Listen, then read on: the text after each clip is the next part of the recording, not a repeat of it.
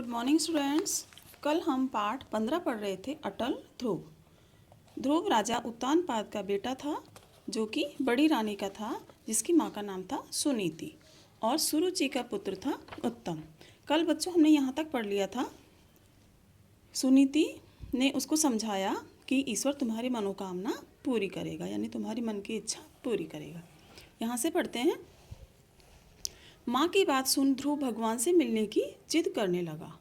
माँ ने उसे बहुत समझाया, जंगल का डर बताया, भय बताया, लेकिन ध्रुव नहीं माना कि तुम अभी छोटे हो, जंगल में जाओगे तो बहुत सारे जंगली जानवर रहते हैं। वह जंगल में चला गया। जंगल में उसे कई तपस्वी मिले। तपस्वी तपस्या करते थे जो महात्मा। उन्होंने भी ध्रुव को हठ छोड़ने को कहा कि तुम अपनी जिद छोड़ दो, तुम अभी छोटे बच्चे हो। पर वह टस से मस नहीं हुआ, लेकिन वह नहीं माना। उसके दृढ़ निश्चय को देखकर एक तपस्वी ने उसे जप करने के लिए एक मंत्र बता दिया कि तुम इस मंत्र का जाप करना। ध्रुव यमुना के किनारे बैठकर मंत्र जाप करने लगा। ये देखो, ये यमुना नदी है, ये ध्रुव बैठा हुआ है पेड़ के नीचे, तपस्या कर रहा है। दिन बीतते गए, बहुत दिनों तक उस मंत्र का उच्चारण करते रहे और बैठे बैठे अपना मंत्र का उच्चारण करते रहते थे। पहले वह कंदमूल खाकर रहने लगे। पेड़ पत्ते जो भी होते हैं, फल वगैरह पेड़ों से जो भी मिलते हैं, वो खाकर अपना पेट भरने लगे। बाद में केवल पानी पीकर, बाद में फिर वो पानी ही पीते थे। अंत में निराहार रहकर भजन करने लगा। अंत में वो कुछ भी नहीं खाते थे।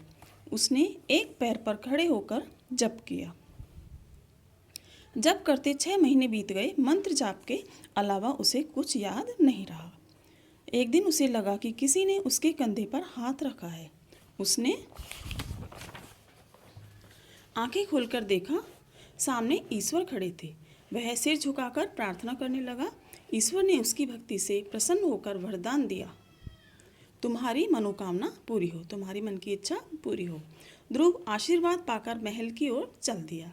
नगर में उसका खूब सभी ने स्वागत किया। राजा उत्तानपाद अपनी गलती पर बहुत पछताए। वे सारा राजपाट ध्रुव को सौंपकर वन में चले गए तपस्या करने के लिए। और ध्रुव क्या बना? राजा बना। और रानी सुनीति जो उसकी माँ थी, वो राजमाता बनी, यानी राजा की माता। अपने दृढ़ निश्चय और अटल भक्ति के कारण ध्रुव आज भी आदर के साथ याद किया जाता है।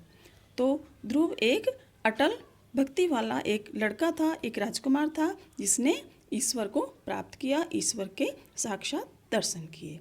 ओके बच्चों, तो ये कहानी आप पढ़ना और दोबारा से समझना। Thank you.